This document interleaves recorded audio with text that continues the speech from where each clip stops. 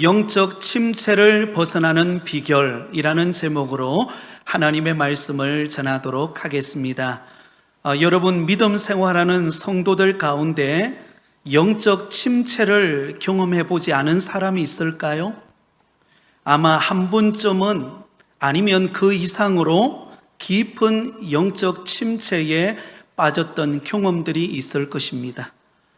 여러분, 영적 침체가 찾아오면 어떤 현상이 일어날까요? 모든 것이 하기 싫어집니다.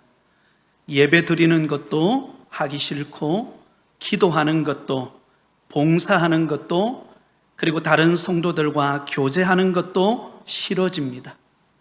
그러면서 드는 마음이 어디론가 멀리 떠나고 싶다. 그저 혼자 아무것도 하고 싶지 않는 마음이 찾아오게 됩니다. 바로 영적 침체에 빠진 것입니다. 오늘 본문에도 보면 하나님의 위대한 선지자였던 엘리야 선지자가 안타깝게도 깊은 영적 침체에 빠진 모습을 우리에게 보여주고 있습니다. 당시 시대적인 상황으로만 보더라도 참 암울한 시대였습니다. 엘리야 선지자가 활동하던 시대는 바로 북이스라엘의 가장 악명 높았던 아합 왕이 통치하던 시대였습니다. 아합 왕의 아내가 누구였습니까? 바로 이세벨이었습니다. 이 이세벨은 페니키아 왕 엣바알의 딸로서 그는 바알 우상을 숭배하는 자였습니다. 그래서 그가 시집을 와서 북이스라엘 전체에 아합 왕으로부터 시작해서 온 백성들에게 영향을 끼쳐 바로 바알 우상을 섬기게 만들었던 장본인이었습니다. 여러분, 그 결과가 어떻게 되었을까요? 우상 숭배로 인하여 하나님께서 진노하시게 되었고, 이스라엘 땅에 3년 6개월 동안 비 한 방울 내리지 않는 그런 가뭄이 이어지게 되었습니다. 그러자 엘리야 선지자는 바로 아합 왕을 찾아가서 진정으로 누가 믿는 신이 참 신인가를 대결하자. 그리고는 제안을 하고 갈멜산 꼭대기에서 엘리야 선지자대 그리고 바알과 아세라 선지자 850명이 그 갈멜산 꼭대기에서 대결을 벌입니다. 자신이 믿는 신에게 기도해서 불로 응답하는 신이 참신이라고 하는 대결이었습니다. 여러분, 이 대결에서 누가 승리를 하게 됩니까? 엘리야 선지자가 승리하게 됩니다. 엘리야 선지자가 하나님의 제단 앞에서 간절히 기도할 때에 하늘에서 불이 내려서 그 모든 제단을 태워버림으로 하나님이 참신이신 것을 보여주셨습니다. 그리고는 단호하게 바알과 아세라 선지자 850명을 기손 시내로 데려가서 그곳에서 전멸시켜 버립니다. 그리고는 하나님 앞에 기도하자 3년 반 동안 비 한 방울 내리지 않던 그 이스라엘 땅에 비가 쏟아지는 은혜를 경험하게 되었습니다. 여러분, 이처럼 엄청난 역사를 일으켰던 엘리야 선지자가 오늘 본문에 보면 너무나도 안타깝게도 정반대의 모습을 우리에게 보여주고 있습니다. 완전히 영적 침체에 빠져 허우적거리고 있는 엘리야 선지자의 모습을 보여주고 있습니다. 여러분, 그런 면에서 본다면 누구에게나 영적 침체는 찾아올 수 있다는 것을 우리는 알아야 합니다. 여러분, 목회자라고 영적 침체가 찾아오지 않는 것 아닙니다. 우리 장로님이라고 권사님이라고 또 오랫동안 신앙생활 했다고 영적 침체가 찾아오지 않는 것 아니라는 것입니다. 누구에게나 영적 침체가 찾아오고 또한 갈등하고 고민하고 절망의 자리에 앉아 있을 수 있다라고 하는 것입니다. 아이고, 목사님, 저는 괜찮아요. 아마 그렇게 말할지 모릅니다. 그러나 누구도 예외가 없습니다. 그러므로 우리는 늘 깨어서 자기 자신을 살펴보며 영적 침체에 빠지지 않는 믿음의 성도들이 되시기를 예수님의 이름으로 축원드립니다. 자, 그렇다면 여러분, 엘리야 선지자가 이처럼 영적 침체에 빠지게 되어진 원인은 무엇입니까? 두 가지 원인이 있습니다. 그 첫 번째는 바로 심신의 탈진 때문입니다. 그에게 심신의 탈진이 왔기 때문입니다. 자, 오늘 본문에 앞선 열왕기상 18장은 무슨 내용을 기록하고 있습니까? 바로 엘리야 선지자가 조금 전에 말씀드렸던 것처럼 갈멜산 꼭대기에서 바로 영적 전투를 벌인 장면이 기록되어 있습니다. 여러분, 엘리야 선지자는 살아계신 하나님을 의지하고 그 갈멜산 꼭대기로 올라갔습니다. 그러나 여러분, 엘리야 선지자 대 그리고 바알과 아세라 선지자 850명과의 영적 전투는요, 치열한 영적 전투이기 때문에 정말 하나님 앞에 기도하면서 애쓰고 부르짖지 않을 수가 없었습니다. 그리고 난 다음에 하늘에서 불을 내려서 하나님이 참신이시라는 것을 그가 보여주고 난 다음에 어떻게 합니까? 그 거짓 선지자 850명을 데리고 기손 시내로 가서 그 850명을 완전히 전멸시켜 버립니다. 이것도 얼마나 수고와 노력이 더하여졌는가를 보여줍니다.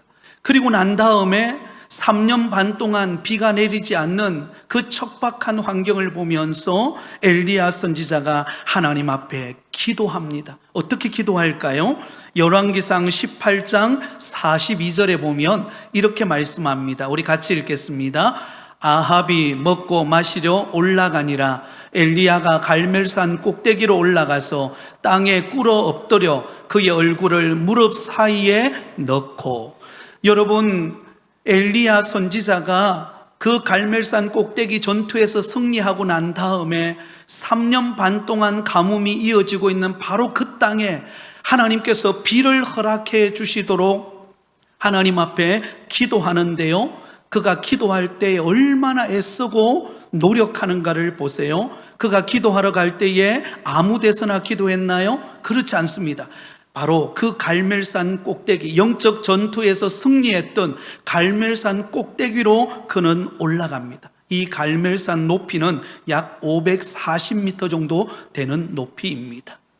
그리고는 그곳에 올라가서 어떻게 기도합니까? 꿇어 엎드려 기도합니다.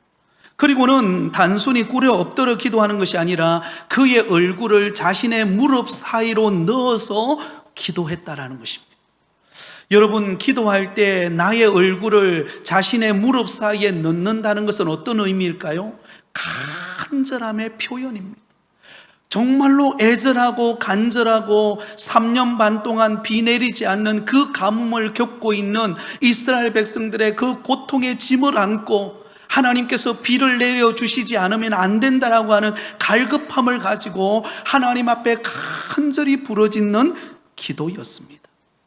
또한 여러분, 열왕기상 18장 46절에 보면 또 그가 이렇게 애쓰고 있는 모습을 보여줍니다. 46절에 이렇게 기록되어 있습니다. 같이 읽겠습니다. 여호와의 능력이 엘리야에게 임하매 그가 허리를 동이고 이스라엘로 들어가는 곳까지 아합 앞에서 달려갔더라. 여러분, 지금 아합 왕은 비가 오고 은혜를 입은 것을 보면서 아합 왕은요, 마차를 타고 가고 있었습니다. 그런데 엘리야 선지자는 하나님의 능력을 힘입어서 바로 그 아합보다도 먼저 앞서서 달려갔다라고 말하고 있습니다. 여러분, 달려가는 그 수고와 노력이 얼마나 컸을까요? 그러니 여러분, 그의 육신은 많이 지쳤을 것입니다. 과로 상태가 되었을 것입니다. 그런 심신의 피로감이 찾아왔을 때 그에게 영적 침체가 왔다라는 것을 알 수가 있습니다. 사랑하는 성도 여러분, 심신의 피로를 이기는 장사는 없다는 말이 있습니다. 우리가 영적인 존재이기도 하지만 또한 우리는 육신을 입고 있는 존재이기도 합니다. 그래서 너무나 힘든 일을 당했거나 아니면 극심한 어떤 수고와 노력에 의해서 과로가 올 때에 그때 우리는 탈진하게 되고 그때 우리는 낙심하는 상황이 찾아올 수가 있다라는 것입니다. 그러므로 우리는 육신적으로 너무 피곤하지 않도록, 너무 무리되지 않도록 우리의 육신을 잘 관리하는 저와 여러분이 되실 수 있기를 바랍니다. 그래서 여러분, 휴식이 필요하고요, 때로는 산책도 필요하고 여유의 시간을 갖는 것도 필요합니다. 자, 그런데 엘리야 선지자가 영적 침체에 빠지게 되어진 두 번째 원인이 있습니다. 이것은 근본적인 원인인데요, 그것이 무엇인가 하면 바로 여전히 변하지 않는 현실에 대한 절망감 때문이었습니다. 여전히 변하지 않는 현실에 찾아온 절망감으로 그는 영적 침체가 찾아오게 되었다는 것입니다. 여러분, 아합 왕의 아내였던 이세벨이 아합 왕으로부터 엘리야 선지자가 갈멜산 꼭대기에서 하늘에서 불을 내려서 승리하고 비가 오게 했다라는 소식을 바로 이세벨에게 전하게 됩니다. 그 말을 들었던 이세벨이 엘리야 선지자에게 사신을 보내어서 그가 했던 말이 무엇입니까? 바로 오늘 본문 2절에 이렇게 기록되어 있습니다. 2절 말씀입니다. 이세벨이 사신을 엘리야에게 보내어 이르되 내가 내일 이맘때에는 반드시 내 생명을 저 사람들 중 한 사람의 생명과 같게 하리라. 그렇게 하지 아니하면 신들이 내게 벌 위에 벌을 내림이 마땅하니라 한지라. 자, 여러분, 이세벨이 엘리야 선지자가 행하였던 놀라운 그 능력에 관한 소식을 아합 왕으로부터 들었습니다. 그러면 이쯤 되면은요, 이세벨도 꼬리를 내리고 엘리야 선지자 앞에 무릎을 꿇고 회개하고 돌아와야 되잖아요. 그게 어떤 큰 그림이 아니겠습니까? 그런데 오히려 그 반대였습니다.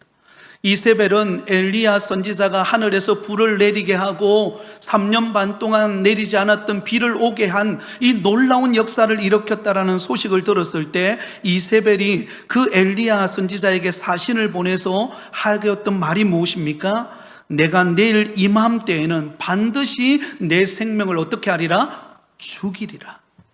엘리야 선지자, 내가 너 가만두지 않겠어. 내일 당장 너를 죽이겠다 라고 협박하고 위협의 말을 그에게 전해 주었습니다.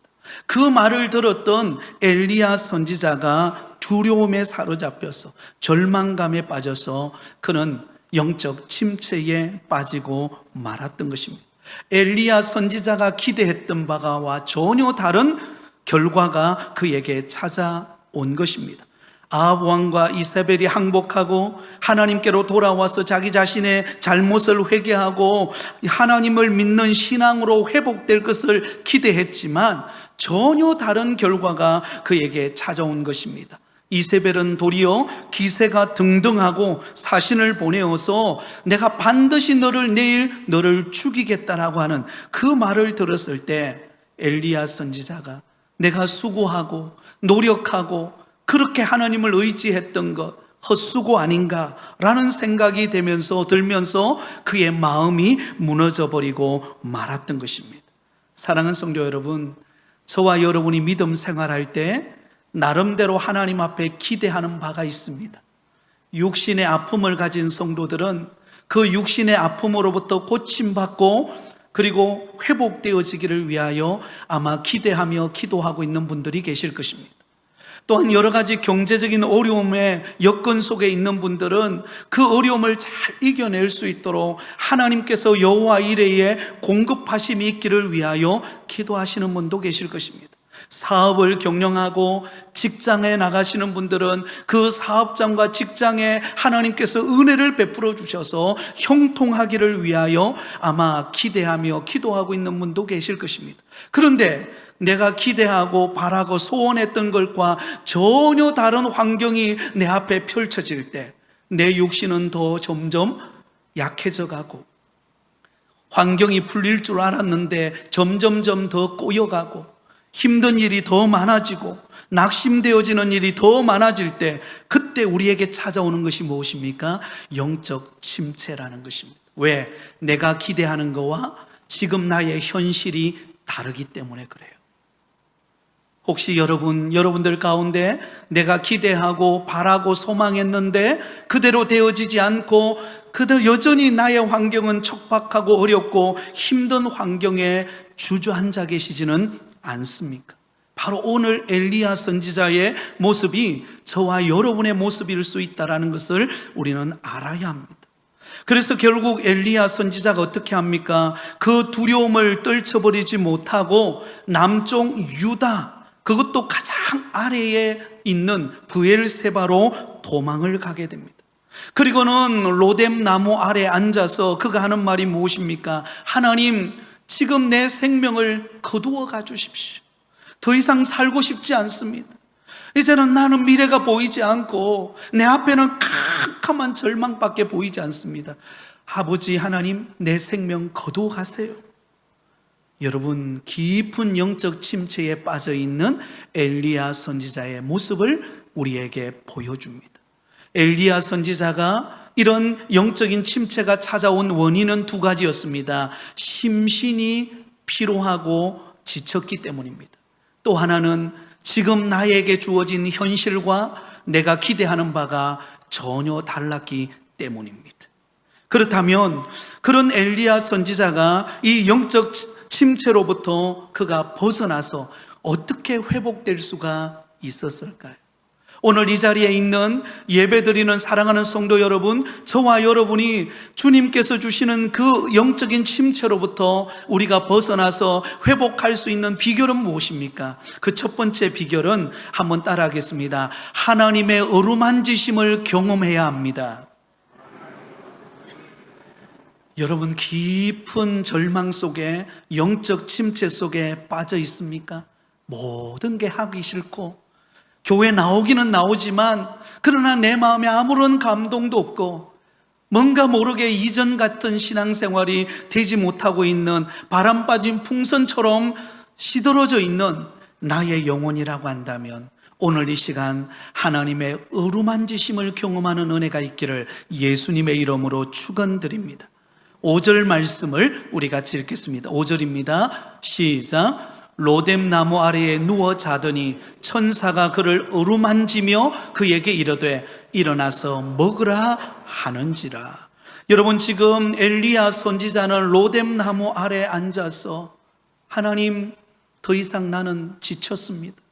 더 이상 나는 미래가 보이지 않고 절망적입니다. 내 생명 이제 거두어 가주십시오.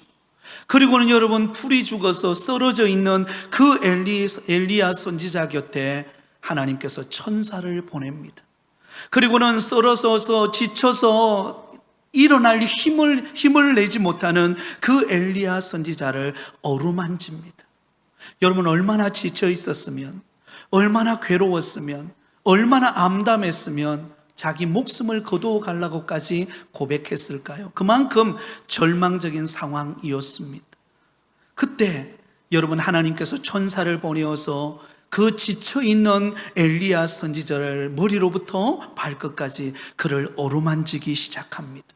그리고는 그에게 먹을 것을 준비하여서 지쳐있는 엘리야 선지자가 그 음식을 먹고 회복되도록 만듭니다.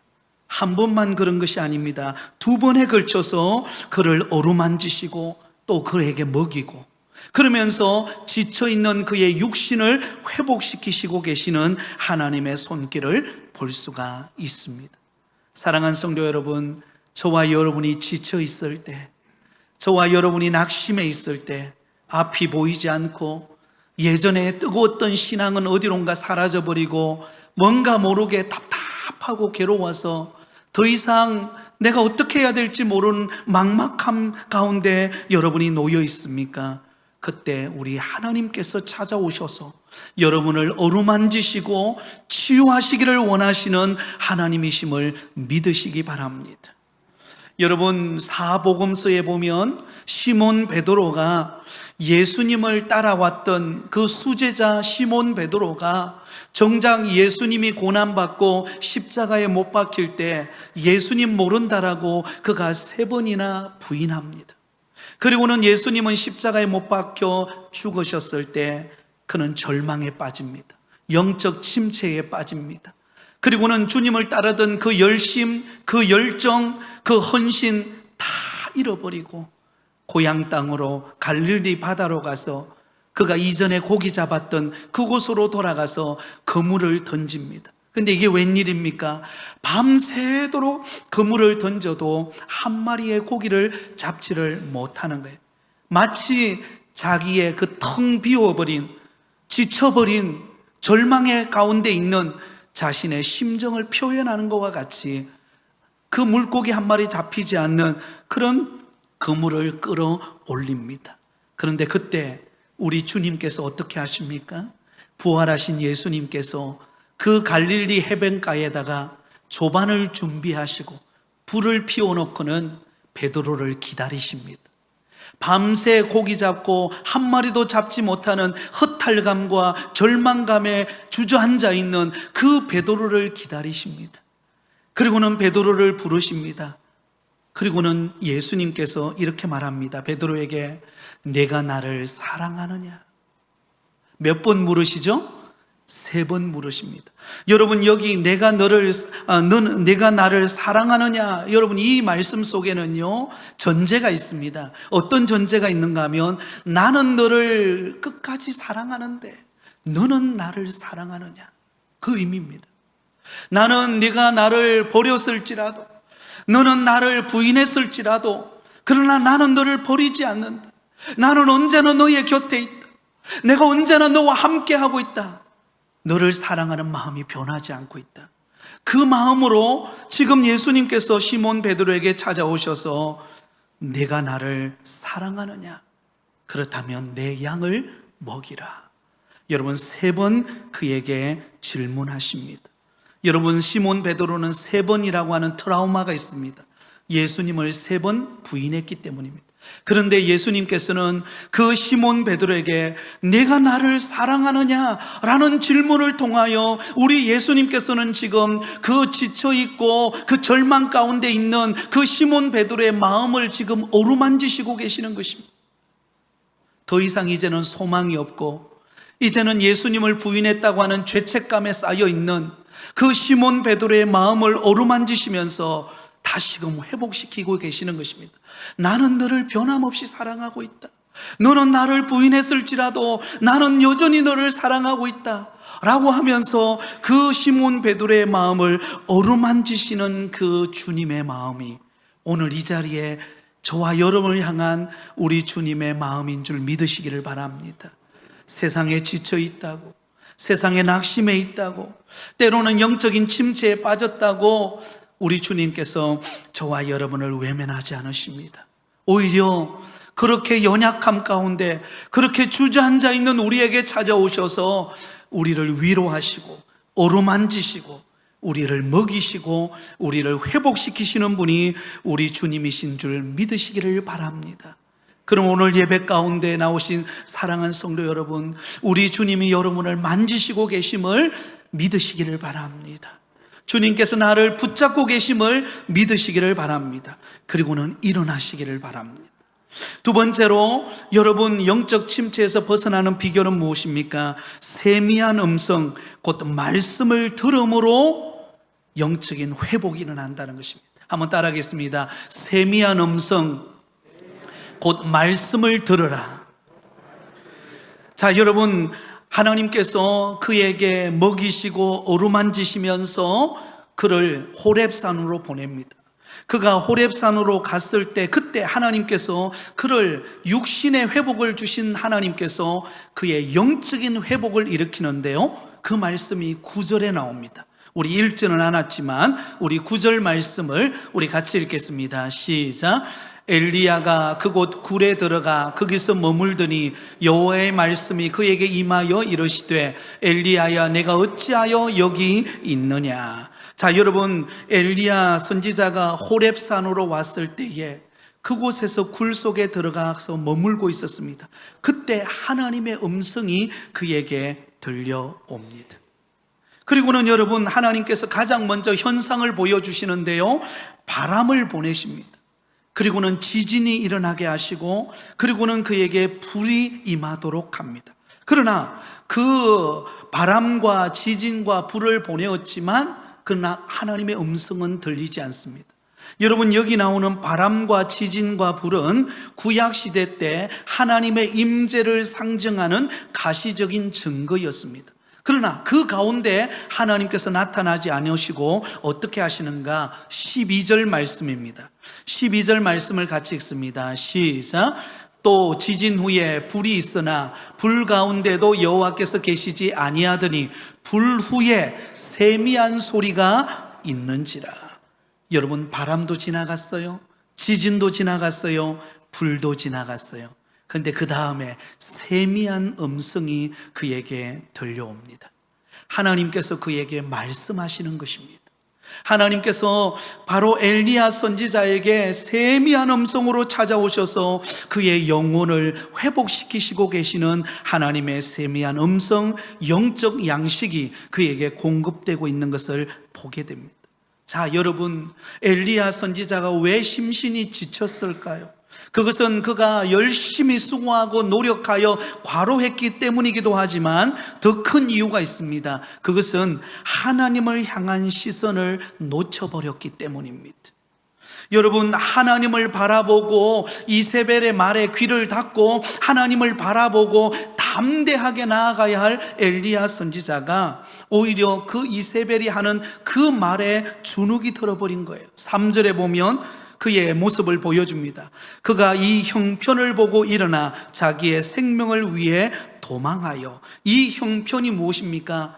바로 이세벨이 전한 그 말, 당당하게 그가 무릎을 꿇고 회개하고 돌아올 줄 알았는데 그렇지 않고 도리어 당당하게 자신을 향하여서 내일 이맘때에 내가 너를 죽이리라고 그렇게 말했던 그 형편, 그 상황만 보고 하나님을 바라보지 못하고 그가 도망쳐 버렸기 때문입니다. 그래서 하나님께서는 그 엘리야 선지자에게 하나님을 바라볼 수 있도록 그에게 세미한 음성을 들려주시는 것입니다. 이세벨의 음성이 아니라 하나님의 음성, 하나님의 말씀을 들음으로 그의 영혼이 회복되어지게 되었던 것입니다. 사랑하는 성도 여러분, 우리가 영적인 침체로부터 벗어날 수 있는 길은요, 세상의 소리에 귀를 기울여서는 벗어날 수 없습니다. 하나님의 음성을 들어야 합니다. 하나님의 말씀을 들어야 합니다. 믿음은 들음에서 나고 들음은 하나님의 말씀으로 말미암는 줄 믿습니다. 하나님의 말씀을 들을 때 우리의 영혼이 살아납니다. 하나님의 말씀을 들으면 답답하던 우리의 심령에 회복의 문이 열리는 줄 믿습니다. 여러분, 하나님의 말씀을 듣지 않고 세상의 소리를 들으면요 더 복잡해져요. 더 미래가 암담해집니다. 더 낙심이 찾아옵니다. 그런데 여러분, 하나님의 말씀에 귀를 기울이면, 하나님이 들려주시는 세미한 음성에 내 마음의 초점을 두고 성경을 펼쳐서 읽고 주일날 말씀의 소리를 들을 때에 우리의 영혼이 살아나는 은혜를 경험하게 되어진다라는 것입니다. 이사야서 40장 31절에 이렇게 말씀하고 있습니다. 우리 같이 읽겠습니다. 시작. 오직 여호와를 앙망하는 자는 새 힘을 얻으리니 독수리가 날개치며 올라감 같을 것이요 다른 박질하여도 곤비하지 아니하겠고 걸어가도 피곤하지 아니하리로다. 할렐루야. 여러분, 오직 하나님을 앙망하는 자에게 새 힘을 주십니다. 그런데 그 하나님을 앙망할 수 있는 비결이 무엇입니까? 하나님을 의지할 수 있는 비결이 어디에서 나옵니까? 하나님의 음성을 들을 때 나오는 것입니다. 여러분, 세상의 소리를 들어보세요. 뉴스를 매일같이 하루 종일 뉴스만 보고 있으면 어떻게 될까요? 사람이 우울해서 견딜 수가 없습니다. 여러분, 뉴스만 보고 있으면요 미래가 암담해서 캄캄해서 절망할 수밖에 없어요. 그러나 하나님의 음성인 말씀을 들으면 우리의 영혼이 살아납니다.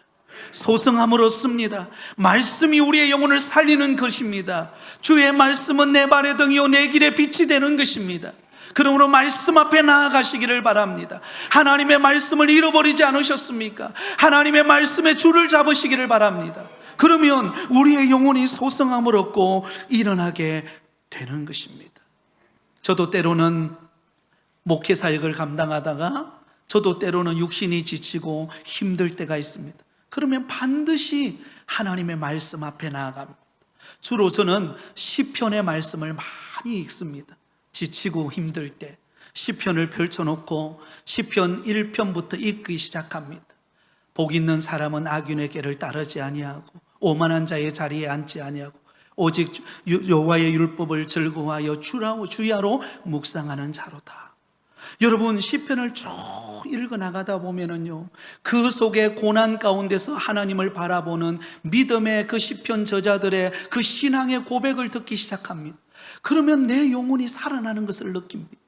시편 23편 우리가 잘 아는 구절이죠, 그죠? 여호와는 나의 목자시니 내가 부족함이 없으리로다. 그가 나를 푸른 초장에 누이시며 쉴 만한 물가로 인도하시는도다. 여러분, 말씀을 먹으면요, 나도 모르게 힘이 생깁니다. 아멘. 말씀을 먹으면 나도 모르게 상황이 보이는 게 아니라 상황 너머에 계시는 하나님이 보이게 되는 것입니다. 그러면 우리는 일어날 수 있는 거예요. 그러면 어떤 어려움도 우리는 극복해 나갈 수 있다라는 것입니다. 그러므로 하나님의 세미한 음성에 말씀의 귀를 기울이며 회복되는 은혜가 있기를 바랍니다. 마지막 세 번째로는요, 새로운 사명을 깨달으시기 바랍니다. 한번 따라하겠습니다. 새로운 사명을 깨닫자. 자, 여러분, 오늘 본문의 엘리야 선지자는 그가 천사의 어루만짐과 또 먹을 것을 통하여 그의 육신이 회복되었습니다. 그리고 세미한 하나님의 음성을 들음으로 그의 영혼이 회복되었습니다. 그러나 진정한 회복은요, 여기에 끝나지 않습니다. 그 사람에게 새로운 사명이 부어져야 하는 것입니다. 자, 오늘 본문 15절에서 17절 우리가 읽진 않았지만 15절에서 17절을 보면 하나님께서 엘리야 선지자에게 주시는 사명이 무엇인가가 소개되어지고 있습니다. 15절에서 17절까지 제가 읽겠습니다. 여호와께서 그에게 이르시되 너는 내 길을 돌이켜 광야를 통하여 다메섹에 가서 이르거든 하사엘에게 기름을 부어 아람의 왕이 되게 하고 너는 또 님시의 아들 예후에게 기름을 부어 이스라엘의 왕이 되게 하고 또 아벨모홀라 사밧의 아들 엘리사에게 기름을 부어 너를 대신하여 선지자가 되게 하라. 하사엘의 칼을 피하는 자를 예후가 죽일 것이요 예후의 칼을 피하는 자를 엘리사가 죽이리라. 자, 여러분, 하나님께서 엘리야 선지자에게 주시는 새로운 사명이 그에게 주어집니다. 그 사명이 무엇인가 하면 세 사람에게 기름을 부으라는 것입니다. 첫 번째 사람은 아람 왕 하사엘에게 기름을 부으라는 것입니다. 두 번째, 북이스라엘 왕 예후에게 기름을 부으라는 거예요. 그리고 세 번째는 새로운 선지자 엘리사에게 기름을 부으라고 그렇게 말씀합니다. 여러분, 여기 아람 왕 하사엘은 누구입니까? 사악한 왕이었던 아합과 이세벨에게 심판이 임하게 될 바로 아람 왕 하사엘입니다. 그 하사엘을 보내어서 북이스라엘을 하나님께서 무너뜨리겠다라는 것입니다. 그래도 돌이키지 않으면 그 아합 왕을 패하시고 바로 예후에게, 새로운 왕 예후에게 기름을 부어서 그가 왕이 되게 할 것이라는 것입니다. 그리고 그래도 백성들이 말을 듣지 않을 때는 새로운 선지자 엘리사 선지자를 세워서 그들에게 말씀을 선포하고 그들을 새롭게 하는 하나님의 역사를 일으키겠다라고 말씀하고 있습니다. 이것이 엘리야 선지자에게 주어진 새로운 사명이었습니다. 그리고는 엘리야 선지자가 그 사명을 붙잡고 나가서 마지막 주님이 부르시는 그날까지 그 사명을 다함으로 영적 침체를 극복해냅니다. 사랑하는 성도 여러분, 하나님은 저와 여러분에게 육신적인 회복과 영적인 회복을 주셨다면 그것으로 끝나지 않습니다. 우리에게는 새로운 사명이 주어진다는 것입니다. 하나님이 저와 여러분을 통하여 하시고자 하시는 하나님의 새로운 사명이 있음을 믿으시기를 바랍니다. 지난 주간에 우리 장로님 부부와 함께 복일도 동강교회 우리 변상호 목사님 목회하는 그곳에 가서 2박 3일 동안 수련회를 하고 돌아왔습니다. 사실 처음에 수련회 갈 때만 하더라도 가서 저녁에는 은혜 받지만 좀 낮에는 좀 이렇게 힘도 가지고 그런 시간을 가져야 되겠다라고 생각하고 갔는데 하나님은 풍성한 은혜를, 말씀의 은혜를 준비하고 계셨어요. 그래서 이 변상호 목사님과 또 구미영 사모님의 간증을 통하여서 2박 3일 동안 계속해서 말씀을 듣고 기도하고 간증 듣고 기도하고 은혜 받는 시간으로 하나님께서 준비해 놓으셨더라고요. 여러분이 변상호 목사님이 캐나다 밴쿠버에서 21년을 목회했습니다.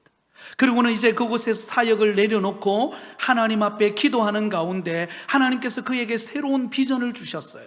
그래서 교회가 없는 섬으로 들어가서 그곳에 가서 하나님의 복음을 전해야 되겠다. 그리고는 국내에 와서 그가 복음이 들어가지 않는 섬이 어떤 섬일까? 어떤 지역일까? 찾다가 찾은 곳이 바로 보길도 그 섬이었습니다. 그곳에 들어가 보니까 그 섬, 보길도 섬 중에서도 그 목사님이 정착한 그곳에는 45명의 사람이 살고 있는 곳인데 그곳에서 복음을 전해야 되겠다. 그리고는 교회를 시작하게 되었습니다. 이제 3년 정도 되었는데요, 교인이 한 35명 정도 그렇게 모인다고 합니다. 여러분, 섬마을에서 그렇게 개척한 지 3년 만에 그렇게 모이기가 쉽지가 않습니다. 그런데 이 변상호 목사님과 구미영 사모님은 하나님이 주신 새로운 비전을 붙잡고 그곳에서 그 섬마을에 사시는 분들에게 찾아가서 정말로 그들을 섬기고 때로는 방역도 해주고 때로는 찾아가서 도와주고 섬기면서 예수님의 사랑으로 그곳에서 섬겼습니다. 그러니까요, 그 동네 사람들이 이 목사님과 사모님을 너무너무 좋아하는 거예요. 그래서 우리 숙소도 그 동네 사람들이 그 무료로 숙소를 제공할 만큼 그만큼 사랑을 많이 받고 있었습니다. 근데 더 놀라웠던 것은 섬마을에서 목회하고 계시는 변상호 목사님하고 구미영 사모님의 얼굴을 봤는데요, 물론 변상호 목사님은 얼굴이 좀 많이 거울려지긴 했습니다. 그런데 두 분의 표정을 보는데 너무나 해맑은 거예요. 시골 사람이 아니에요. 섬 사람이 아니에요. 부산에 사는 사람, 그것도 부곡동에 사는 사람처럼 보이더라고요. 너무나 해맑고 은혜롭고 2박 3일 동안 함께 시간을 보내면서 그냥 함께 있는 자체가 은혜예요. 그러면서 제가 돌아오면서 느꼈던 게 무엇인가, 어떻게 그 캐나다 밴쿠버에서 21년간 목회를 하고 이제는 어떤 면으로 은퇴를 하면 이제는 좀 여유 있게 쉬고 이렇게 할 수 있잖아요. 근데 하나님이 주신 새로운 꿈을 붙들고 그가 도전하였을 때 그의 인생이 시들어지는 인생이 아니라 꽃이 피고 열매를 맺고 많은 사람들로부터 존경받는 정말 큰 은혜를 경험하고 있는 그 현장을 보면서 우리도 이렇게 살아야 되겠다, 나도 이렇게 나의 인생의 노년을 보내야 되겠다라는 마음에 새로운 다짐을 하게 되었습니다. 사랑하는 성도 여러분, 우리가 나이가 들었다고 은퇴했다고 끝난 것 아닙니다. 우리의 인생의 끝은 주님 부르시는 그날입니다. 주님 부르시는 그날까지 하나님이 우리에게 주시는 사명이 있는 줄 믿습니다. 잃어버린 영혼을 향하여 찾아가서 복음을 전하는 사명이 있습니다. 지난 주간에 어떤 분은 정말로 한 가정을 우리 교회로 전도하기 위해서 자기의 여비를 털어서 그래서 음식을 사서 그 사람에게 찾아가서 나누어주는 모습을 보면서 도전이 되더라고요. 야, 그렇구나. 연세가 들었지만 이분은 연세가 들었지만 청년같이 사역하고 있구나. 사랑하는 성도 여러분, 우리가 비록 연세가 들어서 나이가 많이 들어서 때로는 육신이 연약하지만 우리의 심령만큼은 청년 같기를 바랍니다. 여러분, 우리에게는 사명이 있습니다. 이 지역에 잃어버린 영혼을 향하여 찾아가서 그들에게 위로하고 격려하고 복음을 전할 때 하나님이 역사하실 줄 믿습니다. 그래서 변상호 목사님이 그런 이야기를 하더라고요. 전도하는 방법이 있대요. 눈이 딱 뜨이더라고요. 전도하는 방법, 어떤 방법인가? 그 목사님이 그 이야기를 하더라고요. 가장 어려운 사람을 찾아가라는 거예요. 가장 우리 이 부곡동에서 가장 힘들어하고 가장 좀 덜 가지고 있고 좀 어려움에 처해 있는 사람에게 가서 도와주라는 거예요. 도와주고 섬기고 사랑을 베풀다 보면 그 사람의 마음이 변화가 되고 그 가족이 주께로 돌아오고 지역사회에 소문이 퍼진다는 것입니다. 할렐루야. 이건 우리가 할 수 있잖아요. 우리가 할 수 있잖아요. 그러므로 여러분, 새로운 사명을 붙드시기 바랍니다. 하나님이 저와 여러분을 쓰시기 위하여 우리 부곡교회로 부르신 줄 믿습니다. 그러므로 이 무더운 날씨에 우리가 지쳐 있는 것이 아니라 하나님이 내게 주신 새로운 사명이 있다. 믿지 않는 가족과 친척과 이웃들에게 이 놀라운 복음의 소식을 들고 다가가고, 또한 교회를 섬기는 그 기쁨을 가지고 주를 위하여 섬기고 나갈 때 하나님께서 저와 여러분에게 놀라운 일을 행하실 줄 믿습니다. 그런 비전을 품고 달려가는 저와 여러분이 다 되시기를 예수님의 이름으로 축원드립니다.